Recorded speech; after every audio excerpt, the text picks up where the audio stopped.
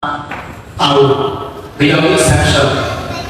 Meaning, walay gitawag na island of righteousness or kanyang gamay na pagkamakaro diya sa tao. Na si Pelagius, natulo siya si Adam napakyas siya tinood, pero kita na tao, pili na ito dinisunod ang gibuhat ni Adam. So natulo si Pelagius na ang tao, pagkatao niya, perfect siya, righteous siya, narinig niya itong tinuod na Adam na wala ka na lang. Ingat si St. Augustine, ang corrupt nature ni Adam na pasa sa tao o galing ang corrupt nature ni ang gitawag sa theologian is gitawag sa radical corruption. Now, ang word na radical, ila sa Latin word na radix, meaning hard.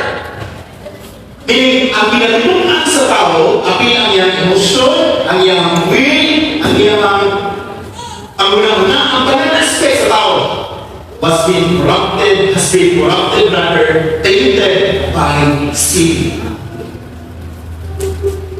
Now, na-condemn si Pelagius as heretics, ipagawas siya sa Roman Church that time, i-exile siya, kung ginawag ang doctrine ni Augustine. But after silang, ang mga theologian sa Roman Catholic, i-develop nila ang doctrine ni Augustine, kung nawala sila sa binuod na doctrine ni Augustine, kung i-improve nila kamay. Kapag magsara kasi na-improve, tingnan sila na itawag nila prevenient grace. Meaning ang tao, naturally free will, walang word free will, nga ang grasya sa Ginoo o yung matapang sa tao nga madawag niya si Kristo. But after niya na may suon, sa time ni Martin Luther, sa iyang pagkantay siyang 95 thesis, ibalik niya ang doctrine dito ng Augustine. Nga ang tao, because of sin, has been corrupted. Kurang kayo siya nga naabot sa punto nga unable o unwilling siya na mutungan sa kalapos sa Diyos. O kung iyon ang Lord of Ginoo, repent of your sin, hindi niya kaya ng repent. That is why gawas balik ang controversy after ni Martin Luther, pinagi kang Jacobus Arminius, gitawag itong Arminian controversy sa time sa Netherlands sa 1603 at 1604. Is-spark ang debate balik sa mga Calvinist o mga Arminians. Ikaw na, mga Reform o sa mga Arminians, may tungkol sa sovereignty sa Ginoo, siyang predestination o sa free will o sa tao. Kung napatapos sa November 13, 1618, bilang COVID lang ikan is-spark ang controversy sa Synod of Dordrecht. Ang tanan ng mga Reformed churches nag-gather dito sa Synod, sa Dort, sa Geneva. Ilang i-condemn ang Arminian as heresy. Because wala sila dito pagkabot sa debate. So, ipantay nila ang doctrines, wala na natin the reforms of unity, na Westminster, ipantay na ito ang mga confessions so that makabalo kita asat ang baro. Now, ano importante yung diskutan ako is because until noon, kita ng mga reform, we are always reforming our doctrine dito sa namanday na kanyato. Ubalik dito sa society, subok sa Ginoo, isulti. Because kanina sa ano karon sa Psalm 36, nag-reflect ini sa total depravity sa tao. Meaning, walang aspect sa tao na makita nato na righteous without the grace of God. Kung wala ang grasya sa Ginoo, abay siya sa paglapas. Hindi niya kaya mamuno na niya kawilan. Kanina sa ano nag-reflect ini a period with David na observe niya ang kinitawag na boldness and corruption sa mga wicked. Though it does not give us a specific event ang kalikasan, his love siya, but kano kayo natin ang kalidistinction sa total depravity sa tao o sa faithfulness sa Diyos. Kaya kasabi mo matapang ka nato na may isuon na masautan nato na kung wala ang grasya sa Diyos, we are the most miserable creature. Kung mapanguskin sa kaugalingan, huwag nato i-magnify, palago ang talukoy sa Diyos, ang pag-faithful sa Ginoo, and by that we will reflect His character, and so that we may live a holy life easy to live. Nanay pa ito na pagbahin-bahin or una meaning sa una sa verse 1 to 4, the character of the wicked. Ikalawa sa verses 5 to 9, the character of God. Sa verses 10 to 11, the character of the righteous. Then sa verse 1 mo ang everyone, the conclusion, what happened to the wicked sa verse 1 to 4. Nandito sa kasi sa verse, the character of the wicked, sa verse 1 to 4. They was the transgression of the wicked, said within my heart, that there is no fear of God before His eyes. Ngayon natin sa scripture na isulat. Si David kasi isip na sa born again na tao, meaning na ang Holy Spirit sa iya, and because of that, he has the mind of Christ. He is now so aware sa tanan na ipalibot kaniya tungkol sa ang wickedness sa tao. Nakasagot si David, isip na born again na tao, na ang sa tao, apart from the mercy or grace of God, is the devil incarnate. Whereas like the tao, the demonyo, part of the grace of God. Now, basta na ito makita ang pagkawalay na handog sa wicked na ito sa Diyos. Makita na mo niya, the transgression. So meaning, makita ang tao o walay na handog sa Diyos by transgressing the law. Meaning, iyahan ang word na transgressing, sa Bisaya, gilapas niya ang balbago sa Diyos. Pag ito niya, daw siya na, ito siya, I will. By transgressing the law. Now, it is clear that ang mga tao na mga has, sa English na dare, who dares to sin against God constantly and arrogantly, hindi niya i-respect ang judge all. Makita natin sa Psalm chapter 2, di ba? Masama ko natin sa Psalm chapter 2. Tingnan natin sa verse 1. Why would the heathen rage at people imagine vain things? The kings of the earth set themselves, and the rulers they counsel together against the Lord and against His anointed. Then he said, let us break their bonds asunder and cast away their cords from us. Meaning, ang tao nagdededike siya bakit sa Diyos rather o kang Kristo na mawang anointed, which is the explain of the expound na dito sa mga apostles sa Acts chapter 2. Now, nakita nga ito yan ang isuon na ang tao iyakan yun personally because of sin. Gusto siya makaikiyas ilang sa soberania sa Diyos, sa pagkahaling sa Diyos, and gusto siya maging free man. That is not free because the slave siya ni Satan. Now, some translation na gayon, like example sa ASV, and the transgression speaks to the wicked deep in his heart, there is no fear of God before His eyes. The old thing which is na nakita nato, mga sa Psalm chapter 10, always nato madugan ang word nga in his heart. Example sa verse 1. Sa verse 4. The wicked of the pride of his countenance will not seek after God. God is not in all His thoughts.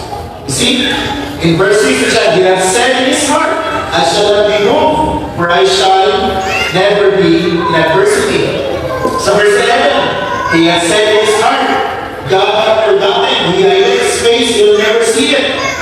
Then it says 13, wherefore that the wicked will tempt God, He has said in His heart, thou wilt not require it. You see, always pinabalik-balik ang word in His heart.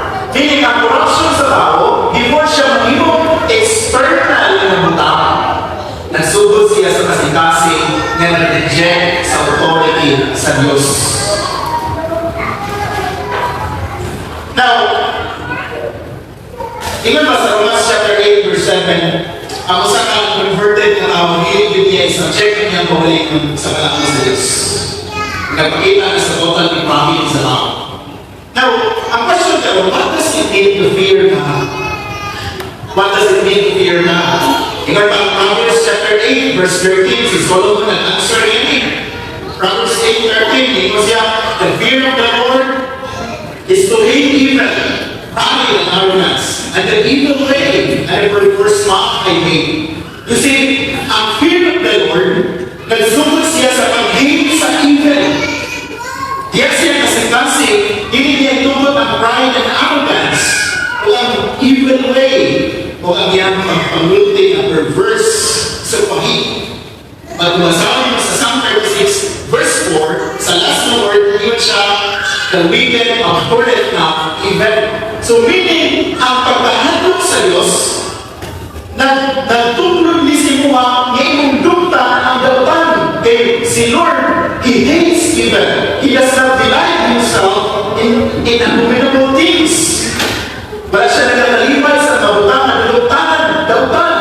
That is why if you fear God, you will also hate evil, pride, arrogance, and evil way. Tanan.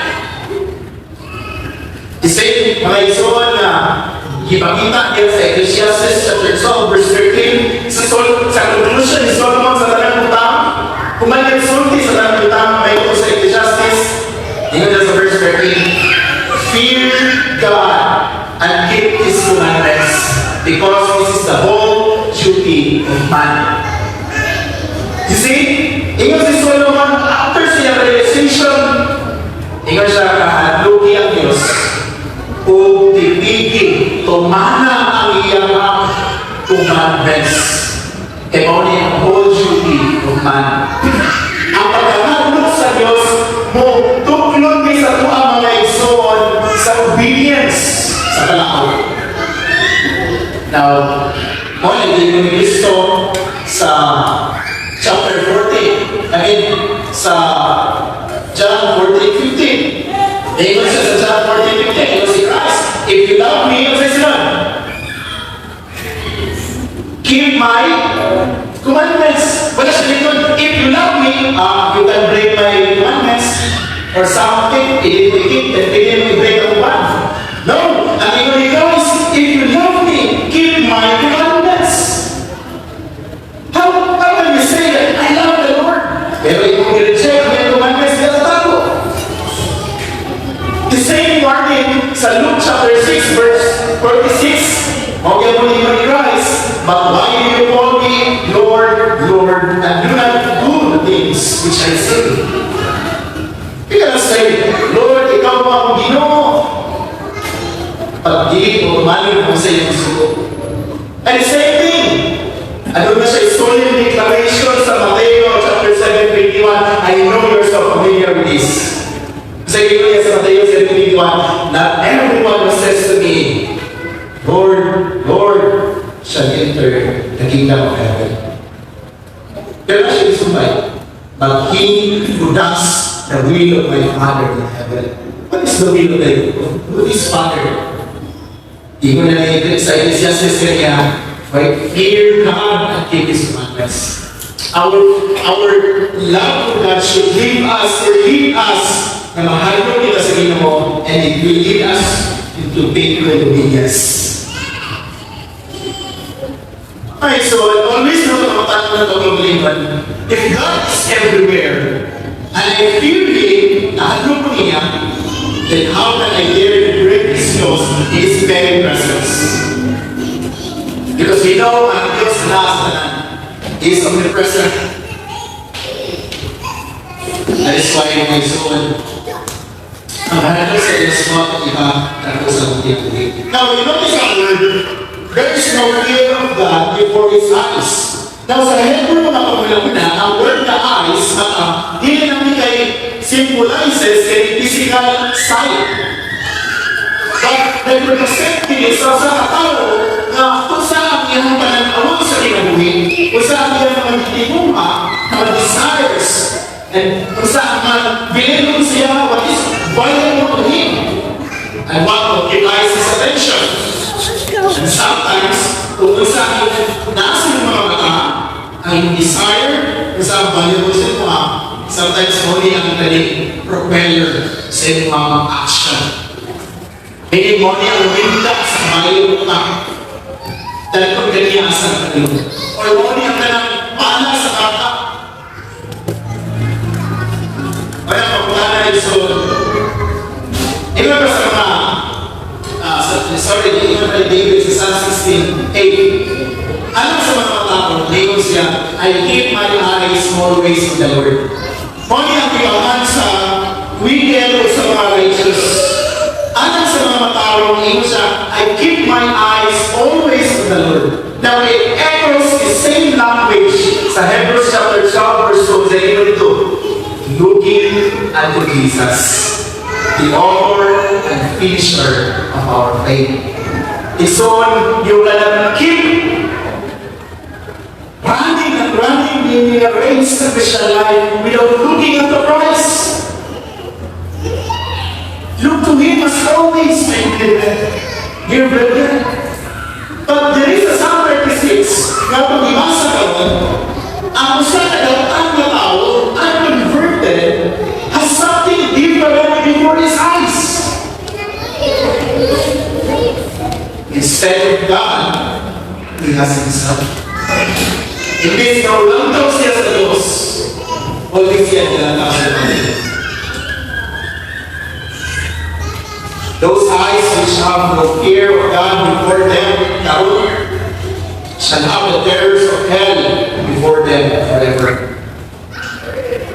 Do you really fear God, my dear brother? Yung pag-ilusan na si John Calvin, ang sa pag-ibig na tao, he will banish the remembrance of God na siya panahuna so that he may sin without restraint. Walang mga tao na wala nalago sa Diyos, hindi sila ganahan isutan ng Diyos, iyang kalawad, repentance, sin. Why? Because they have fear. Because they know kung siya na condemns siya. So, una ang character sa wicked niya, my soul, is that he lives without the fear of God. That he rules siya na wala yung ating sa Diyos. So, sa verse 2, he was for he flattered himself in his own eyes until his iniquity be found to be hateful. You see, the character is that he deceives himself. Iyan kiilan niya na uliman. Sa Bisaya pa, ang word of flatter, hindi kakulog-kulog sa uliman. Giulog-kulogan niya ay na uliman. Napagod kayo wala yung hamag sa Diyos niya sa iyong mama. Ang iyang opinion karon mo ang balak siya na uliman.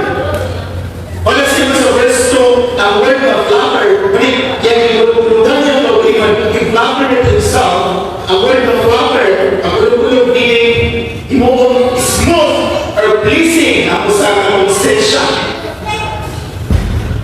Para di tayo magtatan ng konsensya, ilugulugan niya yung kablikan. Now the sinners believe or deceive niya, iilan niya yung kablikan into believing na iyang sala is really seryoso. Ang iyang sala, dili kayo kalimutan sa iyong serious matter. Naka-escape na siya sa judgment. And he is basically righteous and wise. Dili siya kubag sa isa-isa, igil sa Diyos. Mauna ang nasa yung una. Wala nang bang na tao. Isa lang sila ng mga listo, wala nang mga ang nasa yung una is that kung mamatay sila, langit niya kung sila. Because they think that they are okay, they're righteous enough. Wala sa verse 2b, they will shut up, he manipulated his law in his own eyes, the Savior in his own eyes, bumulugan niya yung pag-iwan, giilan niya yung pag-iwan, dahil siya natin is iniquity, we found the hatred. Sa sobrang niya pag-ulog siya pag-iwan, hindi na siya masabot, hindi na siya makabantay. Siya pag-iwan kinaiya. Pinabaliwan ang pag-iwan niya matasan. Kaya kung nakasabot pa yung matasan niya na, he will hate his own iniquity. He will hate his own sin. But instead, gina-excuse niya yung sala, gina-justify niya yung sala, and he calls evil good and good evil. Now, verse 3, pag-iba na kayo katulungan kinaiya sa lautan, he speaks wickedly. Dahil siya niya, the words of his mouth are iniquity and deceit. You see, the words of his mouth, iniquity and deceit. Ingat pa si Charles Spurgeon, na mahirap ni naghikan sa impyerno. Kung kuyog yun na siya maghapin, kung hindi ka masaktan sa iyo, ining darutan na kuyog, masaktan ka sa iyang pagpaminan. Ilakot na niya, patayong na niya. Siya mga istorya, ba't wala ka magulo, nahulog na siya magulit ng hapon. Ay, so, natutunan tayo ang isang tao pagkalang tayo sa nalaman sa iyo. Even kita, learning this book, that we should speak, be careful. Kaya kita ng mga tao na Kristohanon, kung tinawag na ano natin ang mundo sa Diyos, we are careful with our words.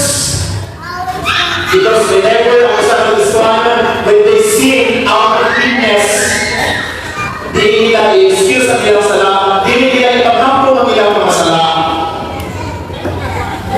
That they will humble themselves before God. Pag-usap na utan na isuon, wala siya kaulang. Sulti siya, kung ino pa siya iniquity and deceit. Sala o pagpakilan. Hindi siya honest na kaulang. Pag sakto na to, yung hindi ng mga words na iniquity and deceit na nagigan siyang baka, nagigan na siyang kasing-kasing. What I mean in Christ, Matthew chapter 12, verse 34, out of the abundance of the heart, the mouth speaks. Mana magantay ka pa din sa itong sinugyan, kaya nagigan na sa itong kasing-kasing. Ikaw, i-reject Islam sa verse 3b, ino siya, he had left all to be wise and to do good. Now, can you know where he mentioned it in echoes the words of God? It was in Jeremiah chapter 4 verse 22. It was in Jeremiah chapter 4 verse 22. May mga sinur dito. For my people are foolish. That's the one. They have not known me. Wait, Lord, wala sila kaya sinur? Diba, tingnan si Lord, my people are foolish. They have not known me. Hello? Ang Israel, the time they have the word of God, they have prophets preaching in the streets and the temple. But Lord, kung nakayon mo ba na, alam mo, katawang wala kaya semua. They have Samuel. They have the greatest prophet. Kaya kung hindi sa limutan, they have kings. They have the scripture in their hands. Yes, sila palimalay. But Lord, now that I am namatay that they have not known me.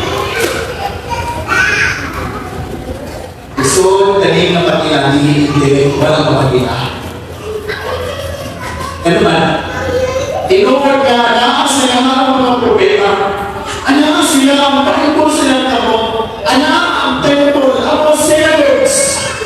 Ang tanan niya kinahanglan nila may kapan, may pagod sa Diyos.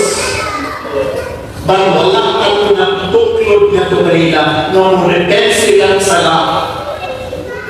Pag kinabuhi ng karon, kung pudumol na ito ang Kristo, tayo tayo pagpapos.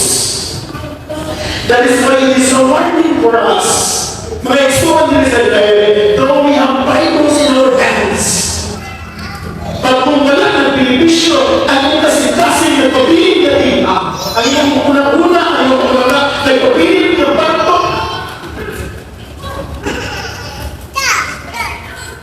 In the same words, my people are foolish. Hindi kayo foolish, kaya hindi ko panalakan. But the word na foolish is that ang sa isulti sa Diyos rin na matutunan, wala ninyo kumana. Instead, itupan ninyo ang sa gusto ninyo ang tao. That is why it says that they are foolish children and they have an understanding. The person here, they are wise from evil, but from good, they have no knowledge. Wise tayo ngayon daw tayo. Pero, ngayon si Lord, buwan ko tayo, they have no knowledge. You see, anything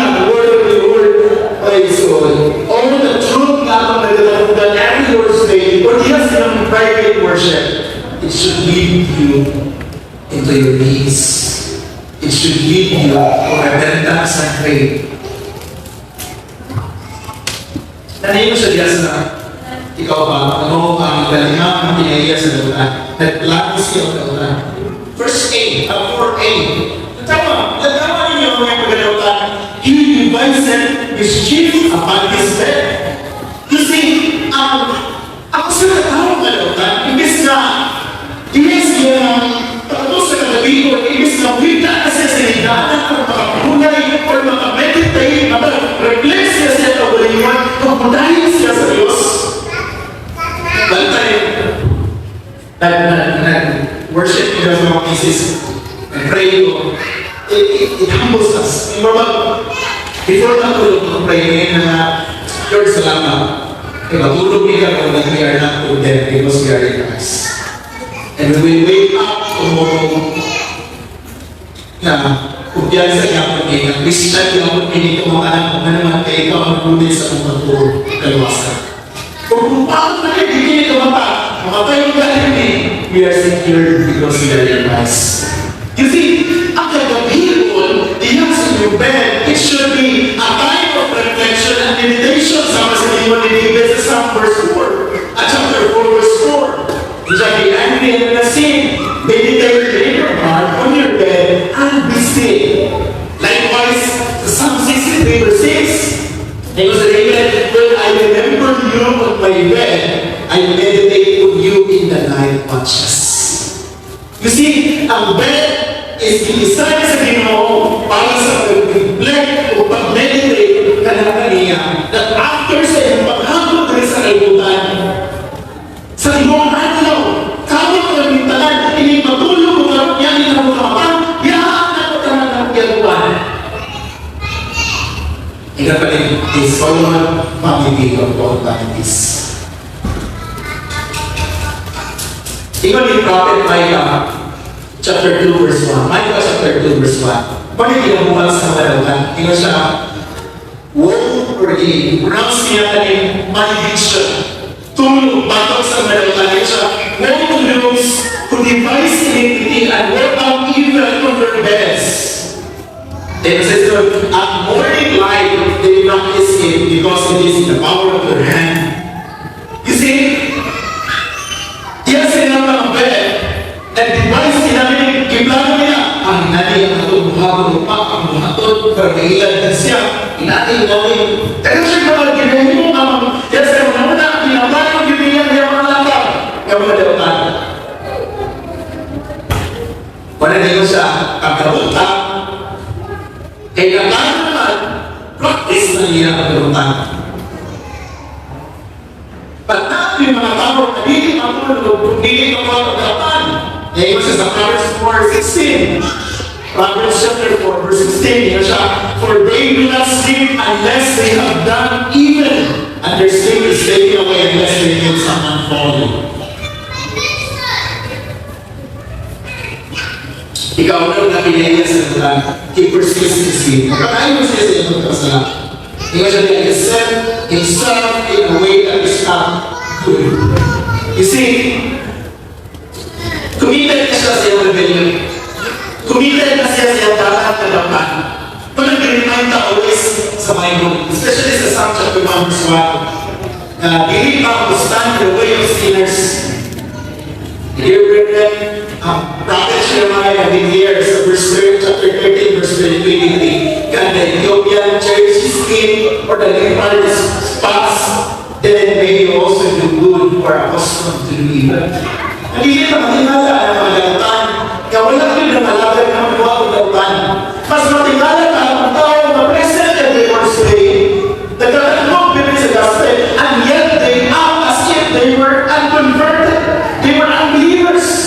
They act as if mas worse na sinners. Because ang word of the Lord does not profit any good sa iyong pinatuloy. So, di ba sa dasal niyo, sa inating ang klase ng Piliya. Sa last na verse 4, ngayon siya, as already ang phrase niya ni he abhorred not evil. You see, ang tao na lautan, he refused to hate evil. Ngayon mo refuse na siya na hate sa evil na maong dali niya din natin inuha. Giplano niya siya be. Kung niya di mula ka ng iro, utong tayo na si hal-hal na maglaway na yun. Mauni, ang tao na lautan, he longs for it. So kaya dutan na niya ang lautan. Kung dali niya di gugma. Kung niya ang dali mula tubig na ako na ayo. Gusto niya inom. Parihan ni Job, because si Job sa chapter 15, verse 16 siya, how much less man who is abominable and filthy. And yun siya, who brings iniquity like water. Ang mga tao na lautan, nag-inom sila o kaning kanatan na daw sama sa tubig. Iyon pa rin Job. At the root of people is a heart that refuses to acknowledge God. Therefore, he loves what the Lord hates. Alright, so, taking Psalm 36, kaya sa Psalm 14, he quoted the Apostle Paul dito sa Romans chapter 3, especially sa verse 18, para i-condemn both ang Jew o ang mga Gentiles, that they are guilty of this sin. Kaya mga salat sa verse 1 to 4, that we are all guilty. Meaning, kanina ay verse 1 to 4 are the very description of our sins. Nabili, wicked, ang ako siguro ba akong silingan, ang ako ba akong kaaway ka malita, ay malito. Ang ako ba sinamuan? No! Psalm 36, given sa verse 1, how to support, these are the very description of ourselves apart from the grace of God. Because the Apostle Paul used this as an indictment, akusasyon, bago ka na po, the entire human race na isuan. This psalm, kanina sa mo, will ultimately points us to Christ. Why? Because we're sinners, ginagawa nila na yun, Christ humbled himself, and spoke the truth. Where a fallen man has no fear of God before his eyes, Christ lived in a perfect reverence and obedience to his Father, even to death on the cross. Is ka na tayo sa cross, ito man Kristo. By His atoning death, mga ison, hinimpiwan kita ng iyang mga katawan, gikan sa itong pagkapugaw sa sana. Hinimpiwan kita, gipasayin ang mga sa, therefore, ang cross, dili pareha sa mga kita, tutlo karon sa mga bago ang mga churches na yun, ang cross na pakita ito sa pagbabayabon. No. Ang cross na pakita kung sa kalautan. Ang cross mo ang pinakaklaro na picture of our wickedness. Why? Because Christ came, the Son of the living God. Pero sa iba sa mga tao, hinagsa ito sa cross na kaulaman. Gipratang siya na sama sa usang kriminal. That is why when you look at the cross, you see your own wickedness. But it's what ang cross na display mo sa kuma sa Diyos. Siyang kalamoy o siyang pagkamapangon. That is why pinaagi sa gibuhat ni Kristo ito. Ang Holy Spirit karon ang gihatag niya na nato, nag-apply sa itong mga tao, ang makita nato kung sa tagahugaw, kung sa taga-guilty, we will see our own corruption and our helpless condition. Gigrant niya ang repentance and faith diri ka nato, na maunang tulog ka nato, na mudagan palayo giga sa tungod sa Diyos, ug mutago, mananalipod, take refuge in Christ. Alas sa pagkawasan. Yang berikut sa Diyos sa ating mata, that we may behold the glory of God in the face of Christ. Iksuon tinuod ni ito mga David. O tinuod ko ni sa tanan ng mga believers throughout all the ages. That is why after describing the wickedness of man sa verse 1 to 4, ang salmista na bigkaroon ni yang ibalik niya atensyon dito sa ibabaw. He looked at the greatness of the glory of God. And the contrast is so striking. Ang darkness sa human sin, ang kahugaw, ang kagigit sa tao, naghatag pili nga ang glory sa Ginoo mas maganda. Why? Nasugod siya sa word, sa verse 5, na makita natin ngayon, ikagawa punto ng pinagila sa Diyos. Tingnan siya sa verse 5. God is full of mercy.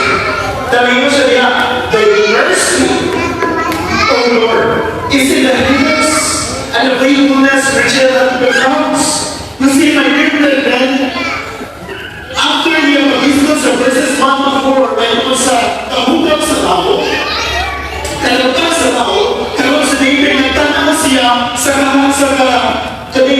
kabilin sa Diyos. David said, thy mercy, O Lord, is in the heavens. Now, where the mercy? Given siya sa Greek word, or sa Hebrew word na chesed. Now, where the chesed? Gugma niya, nag-study niya sa gugma sa iyo na unconditional, eternal, sacrificial, or unchangeable. And it is tied to commitment, not based on feelings or merit. Walang kumino si Lord sa Ephesians chapter 1 that you are chosen in Christ, hindi na kayo, ay, nasalamat siya. Matuhod na ba mag-decision? Dili! Because we know that sa verse 1 to 4, ang tanan, ang pinakatawan sa Diyos, ang pinang mga pinili sa Diyos, belong or among to the fallen, or belong to the fallen descendants of Adam. We are all sinners. Kuna, ang word na hesed or mercy sa Ginoo, minigili mabago ang iyang decision na lumasun kanina. Now, the tao na ito, Ephesians chapter 2, hindi kayo the same language na igamit ng Apostle Paul. Sa Ephesians chapter 2, verses 1 hanggang sa verse 5. After i-describe ni Apostle Paul sa verse 1 hanggang sa 3, i-conclude siya sa verse 3 that we are children of wrath. Mga anak kita sa kapungot, just as the others. Why? Because sa verse 1, we are dead in our sin and trespasses. The same description, but bakit na pagkasunti? Nagasunod kita sa kalutan sa kaway ng mga satanas. Nagasunod kita sa mga pamaagi sa kalimutan. Nagasunod kita sa mga gusto sa pagmamagod. Kung nanganap kita sa kapupot sa verse 3. Pagkatawag ang verse 4. Natawag niya yung verse 4 sa Ephesians chapter 2. Sa iyo niya, but God. Wala siya naiwan, but you are God. Then we have to name, but you. And your free will, then God. But it was a verse, but God, who is rich in mercy, the same word, hesed, mercy. Tanto tayo sa naluwi ang Diyos, hindi ako emotion, naluwi ko, nag-iis ako, commitment na lumasundan niya. He even sent His only begotten Son na mamatay dito sa cross, puli na nakalimo. And it shows the grabe yung kamaluyo ng Diyos because of His great love which He loved us even when we were dead in trespasses, made us alive together with Christ. By grace, we have been saved. Tingnan siya sa verse 5 sa 36. Is in the heavens. Isod ko, masukod din mo ang pinagdoon katasukod sa langit, then masukod ko din mo ang kaluoy sa Diyos. Tabihin yung nasukod. Makita ang natin mga tao and believers, glorious to know. They belong to the servant. Now, so verse 5, B, makita natin ang perfectly, God is perfectly faithful. Ikadua niya yung kaibigan. Iyo siya, ay faithfulness reached unto the clouds. Kasi, sa time na judge na yan, tayo sa anak ng Noah, pagtulog niya na nag-iimo siya covenant with Noah, kung makita na ito ng rainbow, as a sign of his faithfulness, nalilig na niya, i-judge ang kaitukan, pinapit sa lulo. Kung kikitigan niya na nasaan. Kaya sa rin siya, the faithfulness or the faithfulness reaches unto the clouds. Kung sa kalayo, kaisuon ang katulang pagkaroon na ito sa kalangitan, tinadaan sa kalayo. Kalapan, faithfulness sa Diyos. Hindi kayo siya masikyan, hindi siya malimot, maglaluha, hindi mo pala siya mga ulong. The Lord is faithful to keep His word. Salingin ang iyang tulong. Now, ikatulo, sa verse 6a, God is perfectly righteous. Like the mountains, ito siya, the righteousness is like the great mountains, or the highest mountains, kapag tanawan ng mga mountains, the same perfect righteousness of Ginoo. It means immovable, majestic rather, eternal, and unchanging. The same is the perfect righteousness of God. Now, kinsa may makahatag ng suhol sa makupugod sa likod ng tao.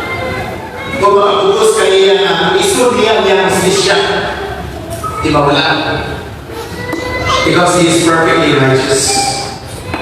Because God is perfectly righteous, He will never compromise His justice towards sinners. Not even for the sake of saving His elect. Ngunit ipadala niya si Kristo para i-satisfy niya dito sa cross ang iyang kapupot na bakot sa tuma na mga makasala. So that dito sa cross makita ang kalugay sa Diyos o ang iyang perfect righteousness. Isilutan niya ang atong mga salap ng Iso dito sa cross so that we will have His mercy. Now, sa verse 6, iyaapon siya diya sa view. The judgments are great, deep, O Lord, the service na peace. Kasi, ang judgments sa Ginoo, meaning ang providence sa tanang ng tao, sa kinigi, i-arrange sa Ginoo na despite sa wickedness sa tao, still, di mabungkap kung masay i-degree, masay i-bukot sa Diyos, gitas sa eternity, ikaw ngayon ang matuman. Ang providence ni Lord sa tanang His judgment and everything may so on. Example niya sa kailanman sa tubig, sa dagat. The great deep. Kung masukod din mo ang kalanmon sa kaling tubig din sa dagat, the great vast ocean, masukod din mo pala, then you can measure the judgments of God. Pero hindi, mysterious tayo ang judgments ng Diyos sa tagputa. Walang sige kayo, Lord, hindi alam mo niyo ni, sige kayo, why this Lord, why not? Then, you will never understand the purpose of God's tagputa. Ang gusto sa Diyos is that you will not question why. That you must be grateful sa tagputa. Pasalamatan mo siya. Because He is not answerable to us. Nor He is obligated and revealed niya ang talang reason sa tagputa sa luwa. Dapat sinner si Job. Tingnan si Job na kung naalaw tayo korte, ako yung isulti sa Diyos ang talang ng pagkibaki. Nagtagaan ko si Job. Wala ako sige Job. Storya. For 3 chapters, papuntahan na si Lord niya. Job, asa man ka? Ako tayo, hindi mo hatag ang kalimutan. Job, asa man ka? Pagdalas ikaw, ikakot na yung tao si Job. Kasi mga baba, hindi mag-insyat ko ba ang pagkakutangan? Meaning, the judgment of God are like a deep sea. Now, ngayon dito tayo namatayan ako sa verse 16. He shall now preserve his man and peace. You see, despite sa titignas sa tao, ang tao na kabalo siya na kinapasipan na ng iyang anak, itagaan niya ang iyang hangin. Ipag-aalagaan niya ang iyong pagkakot. Yan ang married place. This should lead us higher to repentance. Now, kanina mga language sa verses 5 to 6, nag-echo ni sa likod ni Apostle Paul sa Romans 11 verses 38 and 36. I know you're so familiar niya.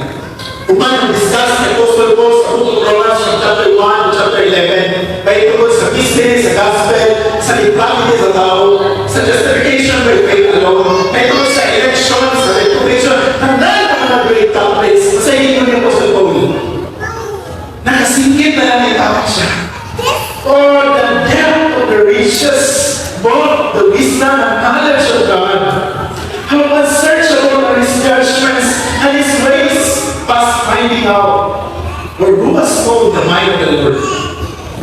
Kapag-alala niya, kisa may nalulos sa kawalan sa Diyos. Pag-isa niya yung counselor sa iyo, napiling ka mo sa Diyos. Or who has persecuted and shall be repaid. For of Him din, kasi ang una-una ni Apostle Paul na tumutuloy niya masaktan ng utang, ang judgment sa Ginoo, ang kahitado sa Diyos, ang yung wisdom sa tanang utang. It leads him to worship God. Hindi siya called of Him, and through Him, and to Him are all things to whom the glory forever. Amen. You see, good theology should lead us to good doxology.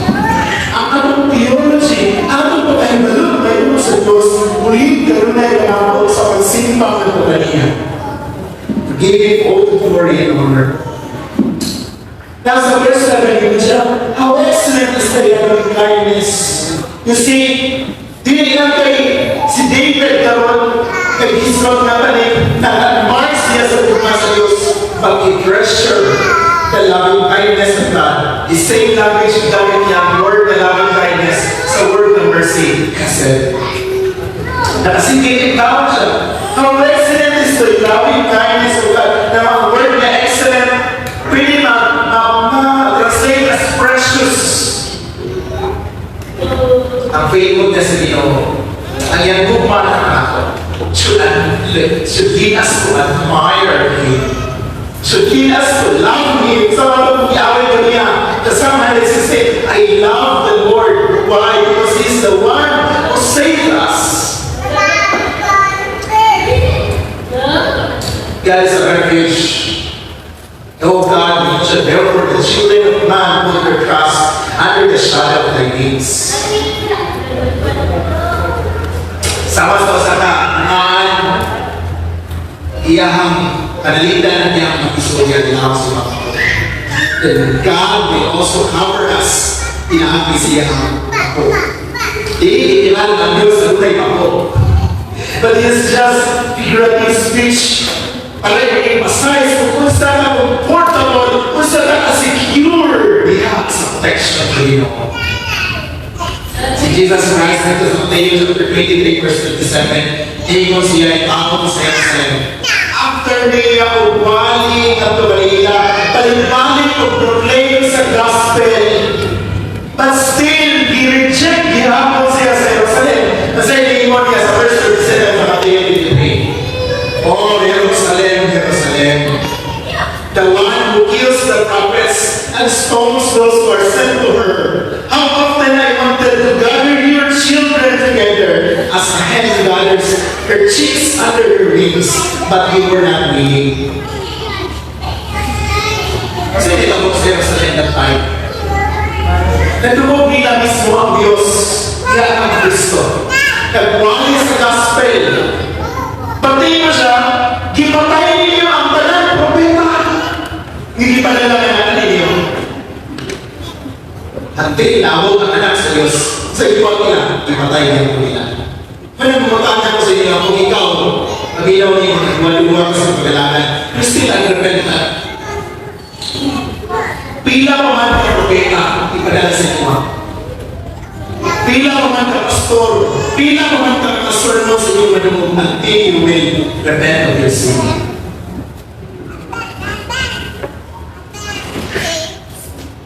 But you know, ikan sa resurrection rise 40 years after, sa inatawag sa Diyos sa baby, tawag kinalaman ko sa Diyos, pinulawag nila kaso. Ayaw pa ako na isuon. Sinutan ko sa Diyos, na makakatuloy mo na kumot. Before pa, mamahay sa kalagita. Repent of your sin and come to Christ's office. Kaya pa si Christ, gusto tamo i-gather sa tuwang mga mako. Para makasalitan mo that you are not willing. Therefore, be willing, may hear you. Now, sa verse 8, they shall be abundantly satisfied with the promise of thy mouths. Now we know that it is referring to the temple at time or to the tabernacle. But kita na mga nalusan ng Kristo, we are made the temple of the Holy Spirit. Therefore, through the union of Christ, na sinabi nato karon ang fellowship sa tayo God, the Father, Son, and Holy Spirit, inaagi sa Holy Spirit, it made a home or home that is at luwa. So that we enjoy the fellowship and the communion of the Holy Spirit. We enjoy every spiritual blessings. Oh my God, and that I foretaste of heaven right on earth. Because we are in Christ, we shall be satisfied abundantly with the promise of God's house. Therefore, when we gather in the Lord's day, sa atong gathering, we are confident enough and we believe that God is nourishing us through the preaching of the gospel, through every ordinary means of His grace. He doesn't call to worship not because of religion. God is abundantly satisfying us of Himself. Para ayaw nililinis every Sabbath. Delight yourself in the day for the Sabbath of the Lord your God. Ayaw na i-break the Sabbath. Verse 8b, and thou shalt make them drink of the river of thy pleasures. Now this echo the words of Christ. You see? And then ko siya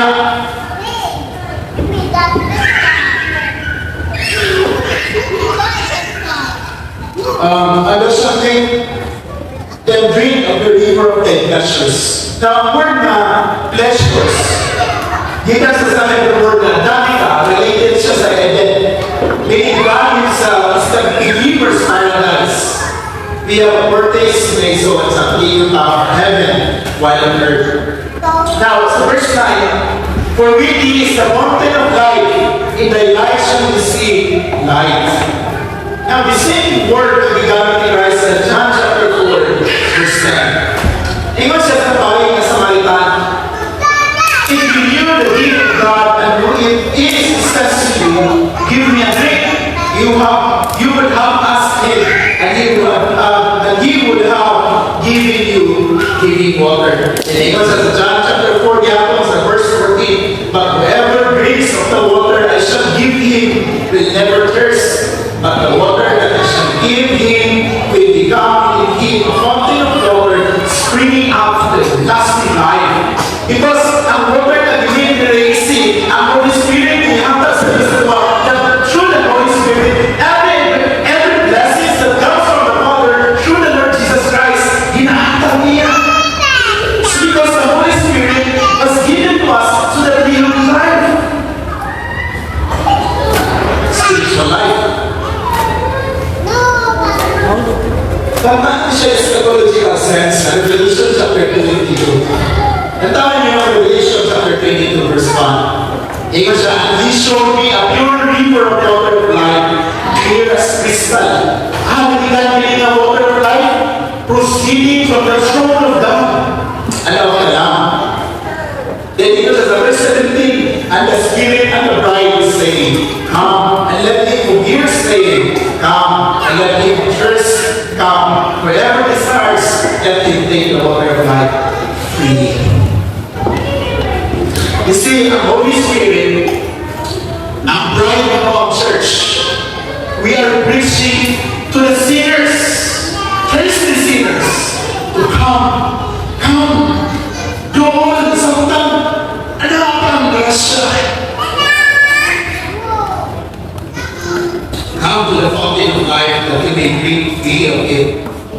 So,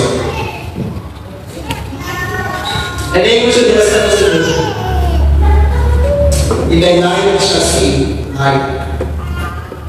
Now we know that Christ is the light of this world. It was declared, the Apostle John, chapter 1, verse 4, in him was light, and the light was the light of men. And in John chapter 8, verse 12, Jesus spoke to them again, saying, I am the light of the world. He who follows me shall not walk in darkness, but have the light of life. Now, di ita matingala ang mga tao na naglakaw yung pagsakitin because they don't have Jesus, the light. Because if you are truly in Christ, you will no longer walk in darkness. You will not delight in doing evil things. 2 Corinthians, the same declaration in Paul, chapter 4, verse 6. For it is the God who commanded light to shine out of darkness. Ang Diyos ngayon, let there be light sa Genesis chapter 1. And there was light. The same na naghahatang o kaaya, yan lang sa tungit-ngit na sa lagutan. Yes, who was shown in our hearts. Sa kasi, naghahatang o kaaya to give the light of the knowledge of the glory of God in the face of Jesus Christ. Pangutana kung nalaman ninyo isoon. Si Kristo ba ang anak ninyo is glorious? Alam na ninyo glorious na si Christ? Alam ba ninyo worthy na siya sa tanan ninyo paghambog, paghantag sa inyo mga efforts? Alam siyang glory, alam siyang lumabot sa tanan ninyo oras. Tapos ba siya niya anak? Even siyang kinabuhi, siyang bunga. That he should live for his glory alone. Because kung hindi na may son, you're still living in darkness. Wala niya mo nakita ang glory sa Diyos. Yan sa imahe ni Kristo. Hindi ba na ang listing mo na nakukita ang bangko? Be merciful to me, O God. Kaluliin taon ako, Diyos, na makasasala. O gabi, akong mga mata, akong makita na ako ang kadanan sa iyong himaya, iya sa karamay ni Iyong Jesus. We do not pray that kind of prayer, we do pray. Let us proceed sa last verse 10 na mo, kinaiyas na sa Kristiyan. After meditating upon the gracious characters of Diyos, David turns those truth to prayer. David niya, all continue thy loving kindness unto them that know thee, and thy righteousness to the upright in heart. You see, because siya, si Lord is faithful siya kung na, therefore niya siya, naghahagal siya sa Diyos, all continue thy hesed, thy loving kindness, thy mercy, O God, sa inyo mga kapatid. Because si David, nasayo siya, naging ma-grow or ma-outgrow mga kapag-inalan niya sa galoy sa Diyos. Si David nag-pray siya, alam siyang naturuan ng Kristohan or mga upright in heart. Because they need the mercy of God every day siyang kinabuhi, even to us. Now, do you remember sa time na si Apostle Peter nag-move niya gikan sa bapa ni Kristo na Peter i-deny mo 3 times? Sa kagibati ni Peter na ito. Pag sa comfort ni Christ niya ha, ninyo si Christ, but I have prayed for you that your faith should not fade. And the same prayer at the upper ni Christ, alam ka na ito mga believers. Na atot pagtuo di makakyas. Because si Kristo manayon nagamuyo na ako alam ka na ito dito sa trono sa Diyos. So that our faith will not fail. So take comfort, panayon mo sa pag-ampo mga isuman na ito sa Diyos. Hindi na sa iyong pabulimon, kundi alam sa iyong mga sikatustuhan that God will continue His loving kindness towards us. Ipang mga adunay doubt na kasing-kasing upright in heart. Nabawi, hindi mo dito sa Ezekiel, parang kasing-kasing hinahatag niya na ito. Now, ang word na that know thee, hindi kayo intellectual na kailangan ng kanimo, but hindi nga parang ila is that adunay relational are born again, you have truly true faith in Christ. Kung makasa ni John chapter 17 verse 3, mo niya prayer ni Christ, ano ka na? Tingnan si Christ ang prayer sa John 17:3. Tingnan siya, kung makukinig ang kinabuhin tayo. So this English man, this is the everlasting life. Na sila makailangan mo ang buntong tinuod ng Diyos. Kung ka ng Yesu Cristo na iyong ipadala. You see, you will never truly know God without knowing Christ. Therefore, every religion in kalibutan that are not Christians, Iglesia belongs sa Christendom, sa Christianity, they have not known the true God. Kaya walang prayer ni Christ na sila kakailangan mo Diyos ang buntong tinuod ng Diyos o God sa Kristo na iyong ipadala. They can only true the true living God tinabi naman ng Kristo. They start in bed. Now, verse 11, let not the fruit of pride come against me. Now, word the fruit of pride, meaning, apakan siya, the same sa ginabuha sa una, pag mag-counter na niya sa rason, ang ulo sa buhay, apakan niya.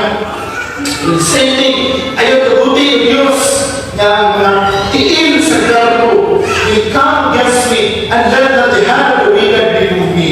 Meaning, ang tao na nakasilati sa communion with God, always may desire that nothing may ever remove him from that fellowship. Always pray for yourself that he will take over ang arrogance, ang pride. Then sa verse 12, this is the last. Kasi nakita ko sa mga weekend, tingin ko siya, there are the workers of iniquity. You see, ang tanan ng mga language, mga words they are all past tense.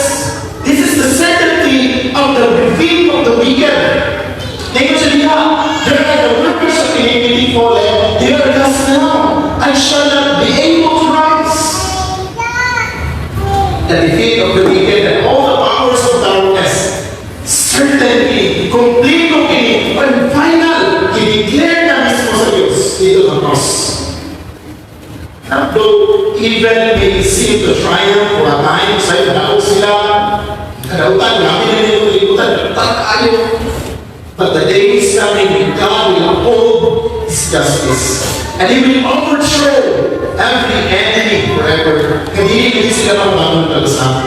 And on that day, my dear brethren, all the hosts, ang tanang paglaong sa impyerno, it will be crushed.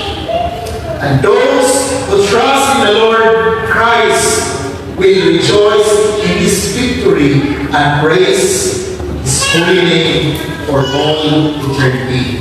That is why all glory be to Christ our Lord, who was, who is, and is to come.